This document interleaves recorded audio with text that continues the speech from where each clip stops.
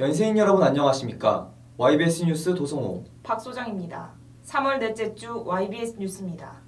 레지던셜 칼리지, 즉 RC제도가 본격적으로 시행된 이후 셔틀버스와 M버스는 신촌 캠퍼스와 국제 캠퍼스를 이어주는 학생들의 발이 되주었는데요. 본격적인 RC 제도를 시행한 지도 1년이 지난 지금 셔틀버스와 M버스의 운영과 이용 실태는 어떨까요? 성민지 기자가 취재했습니다.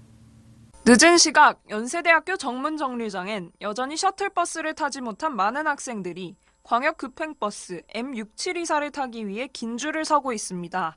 올해 초 우리 대학교 총무처에선 셔틀버스 폐지안을 제시했지만 제51대 총학생회 솔루션은 이에 크게 반발하며 셔틀버스에 대한 예산 동결 및 운영업체 교체를 통한 비용 절감으로 셔틀버스를 증편했습니다. 국제캠퍼스행 셔틀버스는 기존 17대에서 19대로, 신촌 캠퍼스행은 17대에서 18대로 소폭 증차됐지만 여전히 수요에 비해 공급이 부족하다는 불만이 제기되고 있습니다.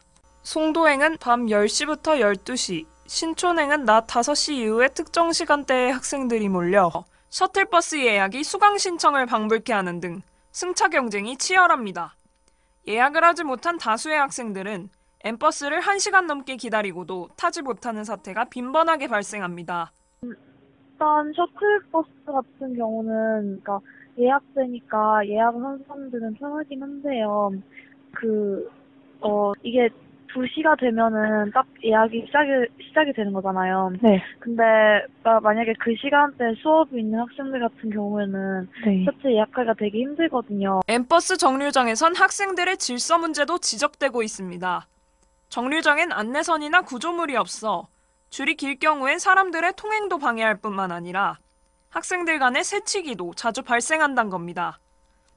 이에 대해 학교 측은 시설물 설치를 구청에 이미 문의한 상태라고 밝혔습니다. 또 총학생회 페이스북 페이지엔 합정역과 홍대 입구역 정류장에서의 승차 거부에 대한 여러 민원글이 올라왔습니다.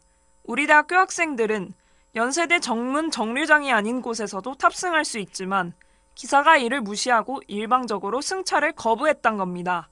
청룡교통은 이에 대해 승차 거부는 해당 버스 기사의 명백한 잘못으로 사과드리며 앞으로는 이런 문제가 발생하지 않도록 주의하겠다고 말했습니다. 신촌 캠퍼스와 국제 캠퍼스의 원활한 교류를 위해선 학교 당국의 부족한 버스 공급과 시설 문제 해결뿐만 아니라 줄서기에 있어서 학생들의 질서의식 또한 고취돼야 할 겁니다. YBS 뉴스 성민지입니다. 올해부터는 대부분의 신입생들이 1년 동안 RC 교육을 받게 됨에 따라 많은 전공 과목들도 국제 캠퍼스에서 열리고 있습니다. 그런데 전공 기초 과목에서 많은 학생들이 수강권을 침해받고 있다는 소식입니다. 안세영 기자입니다. 올해부턴 새내기들이 국제 캠퍼스에 1년간 거주하게 되면서 학사 제도에도 변화가 생겼습니다. 지난해 국제 캠퍼스에서 열린 전공 과목의 수는 총 22개였으나 올해는 42개로 약 2배가 증가한 겁니다. 이에 대해 전공 기초 과목을 들어야 하는 학생들이 모두 1학년은 아니라는 점에서 불만의 목소리가 제기됐습니다. 전공 기초 과목들은 대부분 국제 캠퍼스에서 열리는 반면 9월에 입학한 신입생들의 경우 학생들이 첫 학기를 신촌 캠퍼스에서 보내기 때문에 해당 전공 수업을 듣는데 불편함이 따르고 있습니다. 또한 자유전공 학생들은 2학년이 돼서야 전공이 정해지므로 그 이후에 전공 기초 과목을 수강하려면 다시 국제 캠퍼스로 가야 합니다. 복수 전공생 혹은 부전공생들 역시 2, 3학년에 타전공 수강을 시작한다는 점을 감안했을 때 같은 문제가 적용됩니다.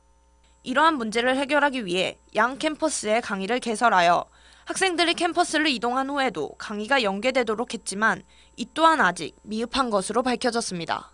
강의에 대한 학생들의 수요가 정확히 파악되지 않았으며 개설된 강의의 수도 부족한 것으로 보입니다. 구체적으로 중복을 제외한 28개의 1학년 대상 전공 과목들 중 캠퍼스 간 연계가 되는 과목의 수는 불과 9개로 약 32%에 그쳤습니다. 이에 대해 총학생회 측에선 트라이 어게인이란 실천단을 꾸려 문제를 해결하고자 하는 의지를 나타냈습니다. 트라이 어게인이라고 하는 교육권 실천단에서 이 부분들을 하나의 중요한 의제로 카테고리를 잡고 이제 문제 제기들을 요구를 하고 있습니다. 그래서 토론회 등을 열어서 이제 구체적으로 어떻게 이제 하면 좋을지들을 파악할 예정이고, 더불어서 예비 수강 신청 제도를 이제 시범을 한번 돌렸었는데 이번 학기에도 이제 추가적으로 다음 학기 거를 이제 준비를 함으로써 이제 수요 파악들을 분명하게 할 계획은 있습니다. 장점만큼이나 부작용도 많은 RC 제도. 그 변화 과정 속에서 피해를 입는 학생들을 최소화시켜야 할 것으로 보입니다. YBS 뉴스 안세영입니다. 국제 캠퍼스의 Y플라자 들어본 적 있으신가요? 이곳은 언더우드 기념도서관 지하에 위치한 학생 자치 공간입니다. 지금까지 이 공간이 충분히 활용되지 못하고 있다는 지적이 있었는데 최근 들어 활용도를 높이려는 움직임이 일고 있습니다. 정재희 기자가 보도합니다. 국제 캠퍼스 언더우드 기념도서관 지하의 학생 자치 공간. 평일 낮인데도 조명이 꺼져 있고 이용자를 찾아볼 수 없었습니다. 여기 동아리 따로 한다고 성보도 없고 그다음에 이런 게 올 일도 없고. 언더우드 기념도서관 지하인 Y플라자에는 현재 40개의 방이 학생 자치 공간으로 마련돼 있으며 사용에 대한 결정은 학생회와 동아리연합회가, 시설 지원은 학교 측에서 맡도록 되어 있습니다. 그렇지만 이 자치 공간들은 특별히 예약한 사람이 없을 땐 항상 문이 잠겨 있기 때문에 신촌 캠퍼스의 과방이나 동아리방처럼 자유롭게 사용하긴 어렵습니다.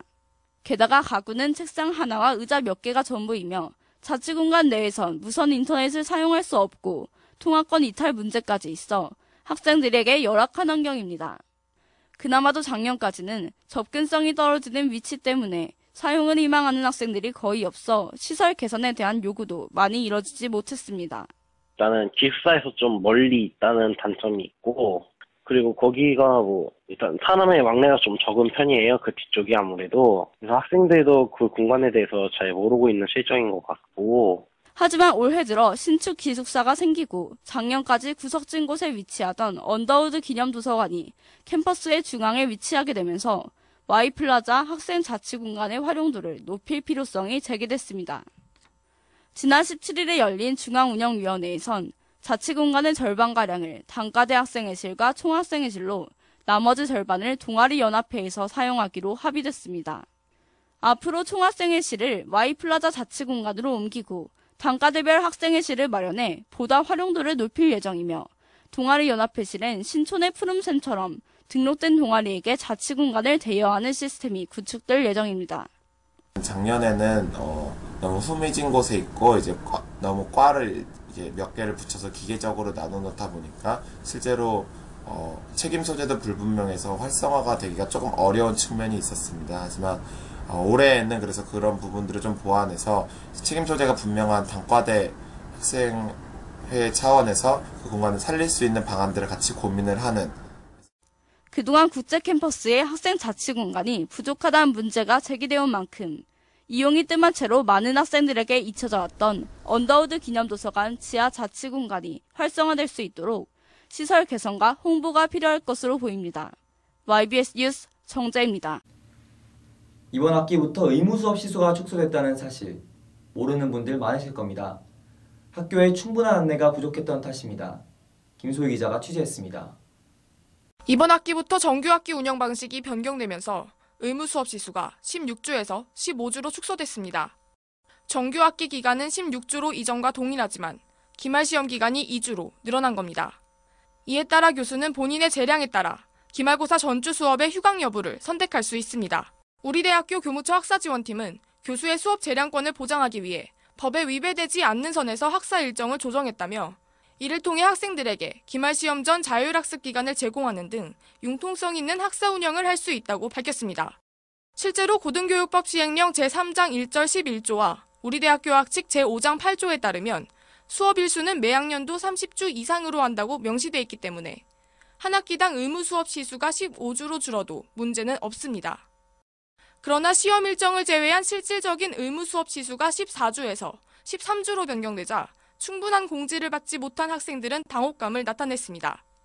변경 사항에 대한 사전 공지가 지난 11월에 실린 연세춘추 기사와 수강 편람을 통해서만 이뤄졌기 때문입니다. 사람에 따라서 거기에 따라서 좀 그 시간을 이제 제대로 사용하지 못하는 사람들이 있을 것 같아요. 근데 거기에 대한 안내나 사실 이 일주 준 거에 대해서도 모르고 있는 학우들 정말 많거든요. 그래서 여기에 대한 홍보가 필요한 시점이 아닌가라고 생각을 좀 개인적으로 합니다. 자율적인 일정 조정이 가능해지자 일부 강의는 기말고사 전주 수업을 휴강하는 대신 진도를 맞추기 위해 주말 보충 수업이 추가돼 학생들이 불편함을 겪기도 했습니다. 뿐만 아니라 이번 학기 등록금이 봉결됐음에도 불구하고 의무 수업 시수가 줄어 강의당 학비가 증가한 것이 아니냐는 지적도 일었습니다. 이번 학기에 15주로 진행되는 강의의 경우 지난 학기보다 한 주당 강의비가 약 26만 원에서 28만 원으로 7% 증가한 겁니다. 이에 대해 교무처 학사지원팀 관계자는 금전적인 이해관계는 얽혀있지 않은 결정이라며 기존의 교육 증진을 위해 수업 일주를 추가적으로 제공했다가 법령에 맞게 조정했을 뿐이라고 밝혔습니다. 학사 일정이 변경된 취지가 단순히 수업 시수 최소화로 비춰지지 않기 위해서는 학교 당국과 학생들 간에 충분한 소통이 필요할 것으로 보입니다. YBS 뉴스 김소희입니다.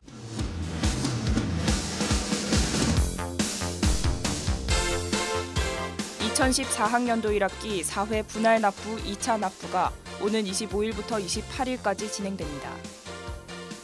대상자는 4회 분할 납부 신청자 중 1차 납부를 완료한 학생입니다. 24일부터 학사 포탈을 통해 등록금 고지서를 출력할 수 있으며 분할 납부 신청자는 카드 납부를 할 수 없습니다. 3차 납부는 4월, 4차 납부는 5월 중에 진행될 예정이며 각 차수별로 등록금이 미납될 시 분납이 취소됩니다. 자세한 사항은 우리 대학교 홈페이지 공지사항을 참고하길 바랍니다. 얼마 전에 SKT 통신장애 사고가 있었죠. 이로 인해 휴대폰을 사용해야 하기 때문에 불편했던 분들은 답답한 마음에 뭐라도 행동을 취하셨을 테고, 딱히 휴대폰에 신경을 쓰지 않아도 됐던 분들은 평소처럼 아무 느낌 없이 생활하셨을 겁니다. 수강권, 의무 수업 시수, 셔틀버스와 엠버스 문제 등 직접 쓰고 생활하며 불편함을 겪는 학생들은 발을 동동 구르는데 관심이 없고 신경도 쓰지 않으니 학교 당국은 자꾸만 소통의 필요성을 느끼지 못하는 것 같습니다. 뉴스 마치겠습니다. 고맙습니다.